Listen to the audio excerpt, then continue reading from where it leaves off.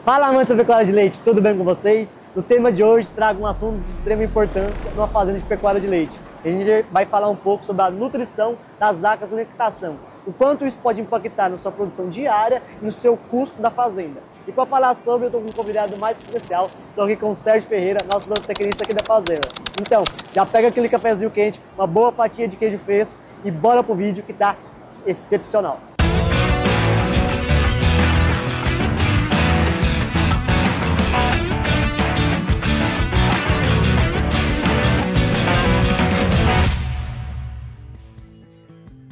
Antes da gente começar, pessoal, já vou deixar aquele convite mais que especial. Se você não é inscrito no canal, se inscreva no canal, curte e compartilhe esse vídeo com seus amigos, manda para aquele amigo que também é fanzaço da pecuária de leite. E eu tô aqui com o nosso zootecnista aqui da fazenda, Sérgio Ferreira. Tudo bem, Sérgio? Então, Luiz Felipe, tudo bom? Então, meu nome é Sérgio, sou zootecnista, especialista em nutrição de ruminantes aí. Já estou na fazenda, já tem mais de 8 anos, então a gente é parceiro aí de longa data. Espero que continue. Não, mas isso aí não tem ganho, vai ficar muitos anos aí. Sérgio, vamos começar então com uma pergunta sensacional. Como que eu faço uma vaca ser lucrativa? Então, Luiz Felipe, na verdade, a fazenda ser lucrativa é um conjunto, né? Na verdade, é um conjunto que a gente precisa de engrenagens equilibradas aí. Então, desde uma vaca que tenha genética, então a vaca de genética superior que vocês têm, ela nos dá mais lucro, mas eu preciso ter estrutura, eu preciso ter conforto, eu preciso ter ambiência, então eu preciso dar condição para essa vaca estar expressando o seu potencial genético. Eu preciso ter comida, então que é o maior gasto da fazenda, então eu preciso ter a dieta equilibrada, mas é um conjunto, né? Então é muita coisa que está envolvida para a gente ganhar. Mão de obra, eu preciso ter a parte de sanitária em dia, eu preciso ter a parte de mão de obra qualificada, eu preciso ter controle, eu preciso ter reposição. Mas 2 pontapés iniciais para ganhar dinheiro com a vaca, eu acho que é ter boa reprodução. Se eu não tenho vaca parindo, eu não consigo ganhar dinheiro na fazenda.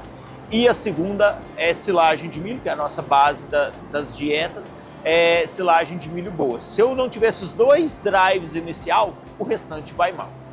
E hoje, exatamente dia 17/4/2025, o que você fala sobre o mercado do leite? Hoje, a produção de leite, ela é rentável? Na verdade, leite sempre foi um bom negócio. Eu acho que a gente passa por transformação, custo de produção subiu demais. Então, se a gente pegar hoje o custo de alimentar gira em torno aí de 50% do custo, se a gente jogar mais mão de obra e o custo com reposição, isso dá 70% do custo. Então, quem for eficiente na fazenda vai ganhar dinheiro. Então, o custo é muito alto, mas e a gente tem que ser eficiente dentro da fazenda. Não dá para a gente prever como vai ficar o mercado. Vai subir, vai baixar? Não, a gente tem que ser mais eficiente que a gente puder. Produzir comida mais barata, ter um custo alimentar, um custo por litro de leite mais barato que a gente conseguir aqui dentro. Depois o mercado, ele é soberano, a gente não sabe se ele sobe ou se ele baixa. Mas a gente tem que estar eficiente para suportar os momentos ruins e estar estruturado para ganhar dinheiro nos momentos bons também. Uma coisa que está nova aqui, tanto na área do leite, é os contratos agora, né? Parece que está uma onda aqui que às vezes, se for adiante, é muito bom. Você tem um contrato de preço fixo por leite, você vai saber qual que é a sua receita mensal e se também tiver um custo também travado o ano inteiro, é bom. Se você não tiver o custo travado também das matérias-primas que você usa na fazenda, não adianta, você fica à mercê do mercado da mesma forma. Agora, Sérgio, vamos falar então um pouco da nutrição das vacas na lactação, da dieta das vacas na lactação. Por que nessa fase das vacas na lactação a dieta é um ponto tão crítico na fazenda de leite? Então, a dieta, junto dos outros fatores, é o que faz a vaca dar leite. O que traz a receita maior para a fazenda é o leite no tanque. Então, uma dieta mais ajustada, ela dá mais leite. Então ela traz mais resultado. Então o custo-benefício dela é maior. E a exigência das vacas é proporcional à fase que ela está. Uma vaca no pré-parto ela tem uma exigência, pós-parto outra, em lactação, e aí tem a curva de lactação. Então a gente tem que dar dieta equilibrada para cada fase. Ah, entendi. O que eu ia até perguntar isso agora. Então muda muito a dieta de acordo com a fase que a vaca está. Que é e com a produção dela. De uma vaca pós-parto, por exemplo, a dieta dela é específica de um jeito, pico de lactação de um jeito, e uma vaca que está, por exemplo, com del mais alto, prestes a secar, a dieta dela também é muito diferente. Isso. Porque são exigências diferentes. Então, no pré-parto, a gente tem uma exigência diferente, ela vive outro ciclo. Em lactação é outra fase e exigência diferente. Então a gente tem tecnologias, tem estratégias para estar fazendo. E aí é proporcional à produção. Para uma vaca em lactação que produz seus 45, 50, 60, 70 litros igual tem no rebanho, é uma quantidade de alimento e de nutrientes. Se eu tenho uma vaca mais terço final de gestação, a proporção já muda. Então por isso que tem dietas para cada fase da lactação. Certo. Nos seus tempos de mercado e de profissão como zootecnista, e eu acho que já são muitos, né? Qual um alimento que você acha que é primordial para uma vaca em lactação? Que você acha que esse é meio difícil de ficar sem? Porque... A base das nossas dietas é silagem de milho. Então a fazenda que consegue ter uma silagem de milho bem feita, no ponto certo, com um corte bom, processamento bom, cortou numa altura boa. Então a silagem é o alimento que faz uma dieta ficar mais barata. Tanto é que a gente percebe isso bem quando a gente tem a falta dela. Então se eu tenho que comprar uma silagem, meu custo de produção sobe, geralmente a média cai, e quando a gente sai, por exemplo, de um silo de safra para o silo safrinha. Então só de sair na mesma dieta, quebra aí, a gente tem uma queda tranquilo de 2, 3 litros na média de qualquer rebanho, sabe? Então o silo safrinha ele tem menos energia no geral, tem menos grão, e aí as vacas dão menos leite. Então a silagem de milho eu consigo ter uma dieta mais barata e mais eficiente. Você acha que é uma estratégia viável o uso de silagem do tempo ao gado de lactação e você fornecer a silagem de safrinha para o gado solteiro? Cada fazenda tem a sua estratégia, tem os seus alimentos, mas é importante, se a gente conseguir ter silo bom para as vacas em lactação o ano inteiro, só que tem que ser compatível a estratégia de tamanho de silo. É uma estratégia muito boa a gente ter silo bom para as vacas em lactação, só que ter 2 silos abertos tem que ter compatibilidade lá de tamanho de silo. Se eu tenho para as vacas um silo, para o gado solteiro é muito bom. Você ter outro silo, pode ser um silo mais em conta, pode ser silagem não só de milho, às vezes dependendo da fazenda pode ser silagem de sorgo, outra opção que tem. Só que tem que ser um silo de mais estreito, mais baixo, porque a gente tem que ter uma retirada diária no silo. E se eu tenho 2 silos abertos, são 2 manejos. Então para quem faz o trato já é mais difícil você ter 2 silos e ter esse manejo mais adequado. Então, esse manejo do dia a dia é muito importante. Então, ter uma mão de obra fica muito esperto, boa. então, com a fatia diária andada por dia. Entendi. Sérgio, então, qual que é falando um pouco de matérias-primas, qual que é as matérias-primas que hoje a gente utiliza aqui na Fazenda Campo Alegre? A fazenda já usou outros alimentos ao longo dos anos, mas hoje a base da dieta é silagem de milho. Aí tem como segunda fonte de volumoso a aveia, a gente usa o sorgo reidratado, a parte de casquinha de soja, caroço de algodão, e depois dentro do concentrado, aí entra milho, entra farelo de soja, entra o farelo de soja bypass, o soypass, e núcleo mineral vitamínico e aditivos e tecnologias. Entendi. A fazenda hoje aqui está com quantas dietas diferentes? Para as vacas em lactação, a gente tem 3 dietas. A gente tem uma dieta pós-parto, que é uma dieta com outra estratégia de saúde, de reprodução, para ajudar na reprodução. Uma dieta de alta e uma dieta de média. que a fazenda está tão estruturada que nem tem vaca de baixa produção, tá? É tudo vaca boa. E quando você também trabalha com 3 dietas apenas, meio que você diminui um pouco da mão de obra, né? Você meio que... Mas isso pode ser feito igual a fazenda faz. A primeira coisa é padronização do rebanho. A fazenda tem que estar com o gado padronizado geneticamente. Então, assim, depois, que é o que o Fabiano, que é o veterinário, o gerente da fazenda, consegue, que é uma boa reprodução. Você tendo uma boa reprodução, você consegue trabalhar um gado mais igual. Porque se você não tiver boa reprodução, você vai ter vacas com DEL muito alto, você vai ter muita vaca para o lado com DEL elevado, e aí vaca engorda. Aí você não pode ter poucas dietas, você tem que ter mais dietas. Mas para o manejo da fazenda, ter menos dieta é mais fácil, principalmente com um vagão grande. Então, um vagão grande, você junta dietas, você não junta lotes, você tem separação dos lotes, mas a dieta é a mesma. Uma só. Já que você falou do Fabiano aqui, vamos falar um pouco dele também. Entre você e o Fabiano, como vocês se organizam para manter bem equilibrado a base de nutrição e reprodução? Tem alguns índices assim que vocês... Sim. O meu trabalho ele é dependente do Fabiano. Se o Fabiano vai bem, a nutrição vai bem. Então, e a gente também soma no trabalho dele. E aí a gente sempre acompanha como que está a reprodução. Então, a taxa de prenhez, como é que está a reabsorção embrionária, porque a nutrição e conforto influencia diretamente nessa parte de perdas embrionárias, mais no início da gestação. Então, sempre a gente está acompanhando esse índice. Da parte também, depois, de qualidade de leite, como é que está a gordura, como é que está a proteína e o nitrogênio. Porque se a gordura está baixa, quer dizer que vaca está com acidose e aí não consegue ter boa reprodução. A reprodução é prejudicada. E nitrogênio do leite elevado.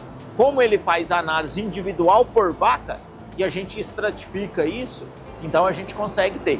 E o que a gente também depois mensura, que é a composição da gordura do leite. Que aí a gente acompanha como é que está o de novo, como é que está os pré-formados. Então, para a gente ver se as vacas, quantos por cento que está com tendência de entrar em acidose. Então, isso aí a gente acompanha. E nitrogênio. Se isso estiver ruim, vai prejudicar ele. E naturalmente, se a reprodução vai boa, então as vacas estão com DEL baixo, naturalmente dá mais leite.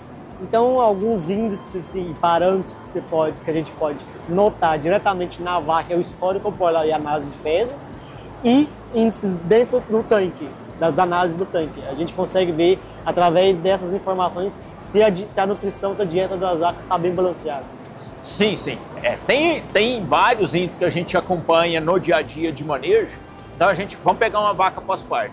Então, a vaca pós-parto, a gente acompanha como é que está o índice de retenção de placenta, se está tendo muita metrite, se está tendo deslocamento de abomaso, se as cetoses estão muito graves. Então, a gente acompanha tudo isso no nosso dia a dia do pós-parto. Aqui das vacas em lactação, que são os demais lotes. Então, a gente acompanha se está tendo deslocamento de abomaso, como é que está o índice de diarreia, se está tendo timpanismo, então, se tem vaca intoxicando, se tem vaca morrendo. Então, a gente acompanha isso dia a dia. No geral, o que a gente quer? Se as vacas todas as vacas comem a mesma dieta, a gente quer que todas estejam com a mesma saúde. Sérgio, o foco nosso aqui hoje é vacas em lactação. No entanto, eu vou aproveitar um pouco dos seus conhecimentos. Eu quero que você explique brevemente, bem resumido para a gente aí, o quanto que também é importante uma dieta bem balanceada no pré-parto. E quais são os princípios que a gente busca numa dieta no pré-parto. Porque eu tenho comigo que no pré-parto é onde tudo começa. Uma vaca que vem mal do pré-parto, eu penso que ela vai ter uma lactação não no seu pico, né? No pré-parto, o que eu quero é preparar essa vaca para ela parir bem. Então, ter lote separado. Se tiver condição de ter pré-parto de novilha e pré-parto de vaca, melhor ainda. Aí a gente prepara ela com uma dieta específica, já uma dieta aniônica, com algumas tecnologias. E aí, já com os alimentos que ela vai comer no pós-parto, e aí ela ficar esse período adequado. Ela parindo bem, não precisando de nenhum auxílio, não for parto gemelar, etc. Então ela vai limpar, você não vai ter casos muitos graves de retenção. Uma outra retenção, infelizmente, é normal, principalmente vaca mais adulta ou vaca gorda e tal. E aí ela vai naturalmente aleitar bem. E aí a gente tem algumas ferramentas. O que a gente é bom a gente acompanhar no pós-parto? A evolução. Um exemplo, essa vaca pariu produzindo 10 litros. Eu quero que a cada dia ela vai aumentando a produção e o consumo de matéria seca. Então, uma vaca que produz bem, naturalmente vai atingir um pico de produção mais alto e maior. Certo. Falando um pouco agora da suplementação, tem alguns parâmetros diferentes das vacas em lactação, a suplementação dela, ou meio que eu posso fornecer o mesmo suplemento desde uma vaca recém-parida até uma vaca prestes a secar? Você fala o sal mineral? Não, a exigência muda, proporcional à produção. Então, assim, se é uma primípara, ela está em crescimento, então ela ainda está crescendo, né? Então a exigência muda um pouco e proporcional à produção. Se eu tenho uma vaca de 30 litros, ela tem uma exigência, uma de 40, uma de 50 é maior. E aí, porque a gente tem, o animal, ele excreta, fornece no leite cálcio e fósforo, então proporcional à produção. Se a vaca produz mais, ela vai excretar mais. Entendi. Então ela tem que consumir mais. Naturalmente eu tenho que fornecer mais. Então tem que ser proporcional. Então às vezes o que muda nem é tanto o material fornecido, é a quantidade. É a quantidade fornecida. Então, nunca deixar o produto é o mesmo, só que é proporcional em quantidade à produção. Entendi. Isso aqui é igual um time de futebol. Então o dono do time é um investidor, mas tem os técnicos que ajudam a montar a estratégia, o dono, mas quem faz gol, quem joga no dia a dia são os funcionários, os colaboradores. Então, quanto mais tiver os bons funcionários no lugar certo, então quem gosta de máquina, mexe com máquina, quem mexe com gado, mexe com gado, então a pessoa certa no lugar certo, que gosta, vai dar mais resultado para a fazenda. E a fazenda sempre teve bons colaboradores, então a turma boa faz atingir os melhores resultados. É uma engrenagem, né? Eu penso, sem a mão de obra qualificada e o pessoal fazendo o que gosta, a fazenda em si não roda. É uma coisa que meu pai fala muito, que hoje aqui na fazenda, 70% a 80% depende do pessoal. Se não fizer um trabalho bem feito, a fazenda, infelizmente, não vai. Não vai. Porque nós aqui não dá conta. Então, a gente precisa de um time de colaboradores eficientes e que façam o trabalho bem feito. E que gostem do que faz também, né? E o que a gente pode fazer para isso é fornecer as melhores estruturas, melhores equipamentos, melhores jeitos de trabalhar, treinamento, estrutura, qualidade de serviço, valorização do trabalho. Acho que isso é de extrema importância. Sérgio, você citou aí nas matérias-primas usadas aqui na fazenda o grão reidratado de sorgo. Explica um pouco mais pra gente o que é o grão reidratado e seus benefícios, né? Então, é um alimento que a gente usa até como estratégia de mercado, porque vamos pensar aqui no melhor momento do ano, que o leite a gente tem momentos. Tem época que o preço do leite é melhor, época mais difícil. Então a gente pega no melhor momento para estocar, para suportar as épocas mais do final do ano, que é a época que tem mais plantio, tem 13º, tem mais doença, então a gente já estoca comida para suportar as épocas piores. E aí a gente faz, no caso aqui a gente já fez de milho, hoje está usando de sorgo, porque o sorgo estava financeiramente mais interessante. Como a gente tem a fábrica de ração junto, então a gente moe na fábrica esse sorgo, que a gente consegue moer fininho. Então, primeira coisa do sorgo para ir bem no reidratado é moer fino. Se não moer fino, passa direto. Passa direto. Você tem uma perca nas fezes muito grande. Então, a perca de amido nas fezes é maior. Então, e depois, tempo que fica fechado. Então, no sorgo, se você consegue fazer ele com a umidade certa, moendo fininho, deixar 60 dias fechado, 90 dias fechado, ele vai bem. Mas assim, milho é sempre melhor que sorgo, na mesma condição. O sorgo, ele é interessante por causa do custo. Então, com um ano que o sorgo está mais acessível, a gente consegue, sim, bons resultados. Como está conseguindo agora, vamos falar agora. fazenda. Se a pessoa for fazer agora, por exemplo, um grão úmido, é mais custo-benefício. Hoje é mais interessante fazer de sorgo, por conta do custo que hoje a saca de milho está. É isso? Aí vai depender do ano. Quando a diferença fica muito grande, a gente faz de sorgo. Se tiver muito próximo, aí o milho já é mais garantido. Uma questão também que eu notei na hora da produção do grão aqui, que a gente moe lá na fábrica e traz, é a questão que ele fica muito homogêneo. Fica na fábrica, da forma que faz, você consegue ter uma padronização de granulometria e de umidade. E no caso lá também, tem a estrutura também de jogar inoculante, né? Então, já vem inoculado. E é prático porque já moe, aí a hora que chega, o caminhão só já bascula, você não tem problema no seu silo na hora de fazer. Falando em inoculante, já vão pegar uma brecha, né? Inoculante é tanto importante, tanto no processo de grão úmido, tanto na silagem também. Hoje, esse uso de inoculantes, ele é muito interessante, não só quando a gente vai abrir um silo rápido, mas como estratégia de ajudar a melhorar a digestibilidade. Então, bons inoculantes, inoculante certo, então ele ajuda a melhorar a digestibilidade do amido, da fibra, e também ajuda a dar mais estabilidade no coxo. Então a gente consegue ter uma comida para não esquentar, para ver se ela dura mais horas no coxo. Porque toda vez que esquenta a comida no coxo, a gente está perdendo nutriente, está queimando, vamos falar, amido desse silo. Anotado e entendido, Sérgio. Sérgio, muito obrigado pela sua participação aqui no nosso vídeo de hoje. Não é todo profissional que está aberto a passar seus conhecimentos assim e mostrar também na prática os seus serviços, tá? Agradeço você ter tirado um tempo pra gente. A gente aqui da Fazenda Campo Alegre, eu em nome da Fazenda Campo Alegre, agradeço a sua participação no vídeo e também agradeço o seu serviço. Se você quiser deixar algum recado pro pessoal, eu estou à vontade. Não, beleza, eu que agradeço, Luiz. Estamos aí sempre à disposição e contamos sempre aí. Somar junto, né? É isso aí. Crescer junto. Crescer junto. Prosperar. Evoluir junto, é isso aí. Se a fazenda cresce, todo mundo cresce junto. Então, pessoal, é isso aí. Gostaria de agradecer vocês também que assistiram o vídeo até o final. E relembrar, se você não é inscrito no canal, se inscreva no canal, curta e compartilhe esse vídeo com seus amigos. Ative o sininho de notificações aí para não estar perdendo nada.